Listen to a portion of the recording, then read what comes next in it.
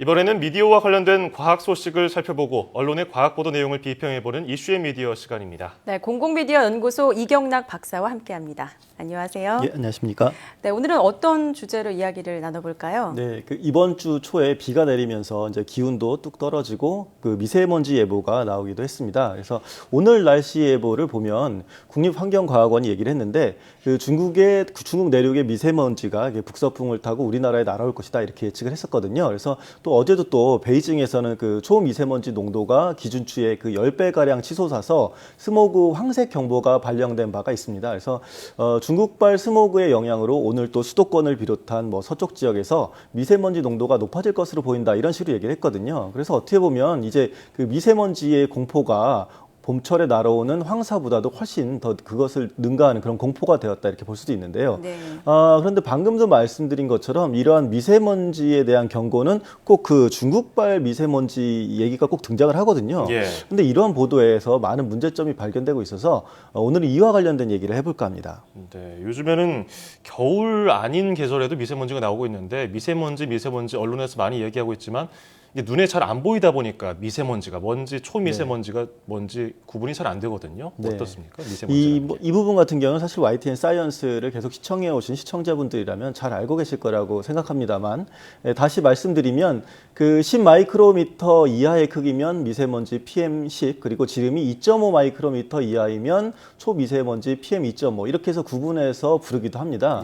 보통 이 외부에서 인체로 들어오는 이물질이 이제 코털이나 기관지, 섬모에서 걸러지거든요. 황사 같은 경우도 그렇고요. 그런데 크기가 너무 작아서 호흡기를 그대로 통과해서 이게 체내에 쉽게 축적되는 특성을 보이는 것이 이제 미세먼지입니다. 또 안구 질환이나 호흡기 질환 그리고 심혈관 질환 등을 비롯해서 과도한 또 면역 반응을 일으키기도 하는데 그래서 천식 및 아토피 이런 것들의 증상을 더욱더 악화시키는 그런 특성을 갖고 있습니다. 네, 눈에 보이진 않지만 굉장히 위험한 건데 네. 그래서 세계보건기구에서 1군 발암물질로 규정한 거겠죠? 네, 그렇습니다.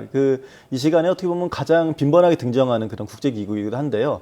세계보건기구 산하 국제암연구소는 2013년에 미세먼지를 1군 발암물질로 지정을 했습니다. 보이지 않는 살인자라고도 이렇게 얘기하는데 그리고 이에 앞선 1995년 미국 암학회에서 발표했던 연구 결과에 의하면 초미세먼지가 1세제곱미터당 10마이크로그램 증가 시에 총 사망률이 7% 증가한다 이렇게 얘기가 됐습니다. 또 우리나라에서도 연구가 있었는데요. 최근 미세먼지를 포함한 대기 오염 탓에 수도권에서만 1년에 성인 15,000명이 조기 사망한다 이런 결과가 나오기도 했습니다. 이는 좀 유럽과 비교할 경우에도 3배 정도 높은 수치인데요. 또 OECD가 발표한 자료에 의하면 한국의 대기 중 평균 미세먼지 농도가 1세제곱미터당 30.3 마이크로그램으로서 36개 회원국 중에서 칠레나 터키 그리고 폴란드에 이어서 네 번째로 나쁘다 이렇게 나타났습니다. 그래서 OECD 평균이나 WHO 기준에 비하면 굉장히 높은 1.5배가 넘는 그런 수준이었습니다. 어쨌든 이런 수치로 보면은 걱정되는 상황인데 언론 보도를 보면은 대부분 중국에서 날아온다, 중국 때문에 우리가 피해를 본다 이런 내용이 가장 많거든요. 예, 그렇습니다. 우리나라 자체적으로 발생하는 미세먼지도 있을 것 같은데 어떻습니까? 예, 올해였는데요. 지난 10월에 사상 처음으로, 근데 10월에는 처음으로 미세먼지 주의보가 내려진 적이 있었습니다. 봄에는 많이 있었지만 가을에는 없었거든요. 그래서 이 미세먼지 주의보는 미세먼지가 시간당 이렇게 1세제곱미터에 평균 200마이크로그램을 넘거나 24시간 동안 평균 농도가 1세제곱미터당 120마이크로그램일 때 이렇게 발령이 되거든요. 그러니까 어떻게 보면 꽤 심각했던 상황이었던 것이죠.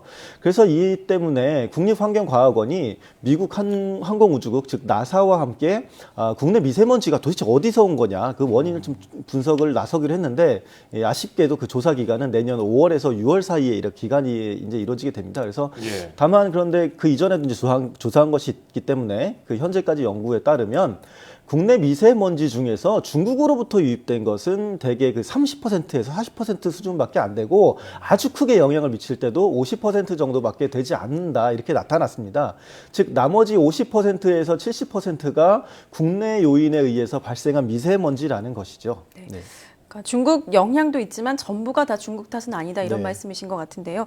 왜 언론들이 그렇다면 중국의 미세먼지에 집중해서 보도를 하고 있는 거라고 생각하십니까? 네, 저는 이것에 대해서 이제 두 측면에서 보는데요. 우리나라 미세먼지가 주의를 발령할 정도의 임계점에는 사실 이르지 않고 이렇게 있다가 중국에 가서 어쨌든 30%의 영향력을 가지고 있으니까 스모그가 발생하면서 그 임계점을 이렇게 초과해 버린다 이렇게 볼 수가 있습니다. 그래서 예를 들어서 200ml 물잔에 막 190ml가 차 있을 때가 안 넘치지 않습니까? 그런데다가 여기다 30ml만 추가되면 넘치게 되지 않습니까? 근데 그런데 언론이 넘치게 되는 요소인 30ml에만 좀 초점을 맞춰서 이제 중국발이다 이렇게 얘기하는 것이죠.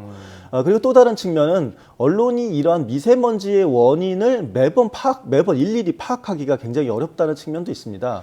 어떻게 보면 계속 분석을 해야 되니까 제 특정 양에서 얼마나 중국의 요인들이 있는지. 그런데 네. 이것이 이제 과학 저널리즘이나 어떻게 보면 연구자들의 주요 역할이라고 볼 수가 있는데 그것이 아직 부족한 상황이고 이처럼 우리 건강을 위협한다면 어떻게 보면 중국 탓만 할 것이 아니라 사실은 우리나라 자체의 환경 문제 이런 것을 다룰 필요가 있어 보입니다.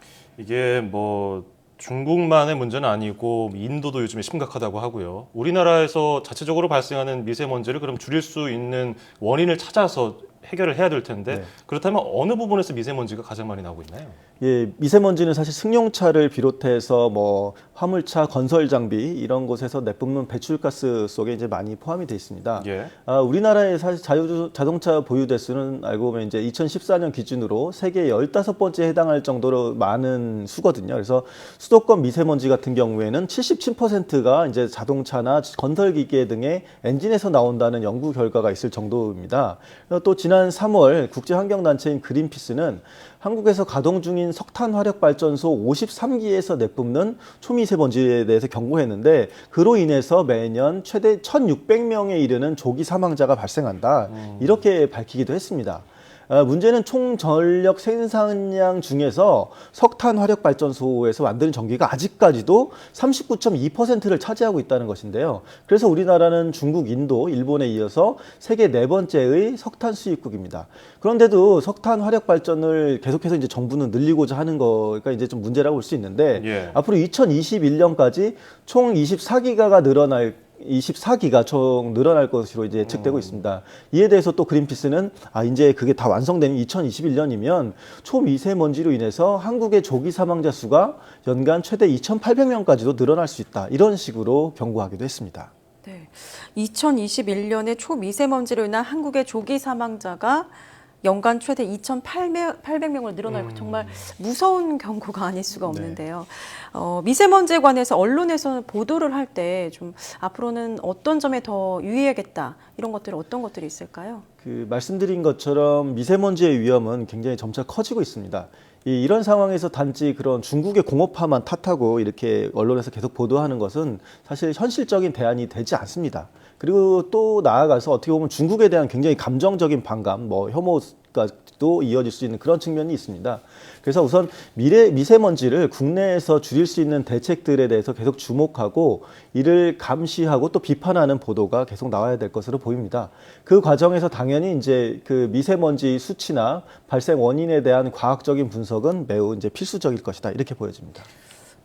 그런 보도들이 나오지 못하는 이유는 어떤 것들 때문일 건가요? 네, 아까도 말씀드렸지만 사실은 과학적인 조사, 이것이 중국에서 왔다. 그리고 우리의 또 산업화 측면도 있지 않습니까? 환경에 대한 보도들, 미세먼지 너무 많이 나온다. 이런 식으로 하게 되면 오히려 산업에 역행할 수 있고, 그러니까 굴뚝 산업들 아무래도 이제 그만둬야 될다. 혹은 좀 축소시키려는 그런 경향들이 나타나기 때문에 이런 산업적 측면도 있고, 그리고 사실 현재 우리나라 에너지 구조상 만약에 석탄 화력 발전소를 줄이면 또 원자력을 또 늘려야 되는 이런 것들도 있거든요. 그러니까 굉장히 정책상의 난맥상들이 있습니다. 그래서 이런 것들 때문에 확실히 강력한 정책이나 대안이 나오지 않고 있는 것으로 보입니다. 복잡하네요. 네. 맞아요. 기후총회에서 온실가스 관련 얘기도 나온 만큼 이 미세먼지 문제도 함께 세계적으로 공조를 해야 되지 않나 생각이 드네요. 이렇게 미세먼지 농도가 높아질수록 건강에 위협적입니다. 언론에서 미세먼지의 발생 요인 그리고 감소 대책에 관해서 비중 있게 전달하려는 노력이 필요해 보이네요. 지금까지 공공미디어 연구소 이경락 박사였습니다. 고맙습니다. 네, 감사합니다.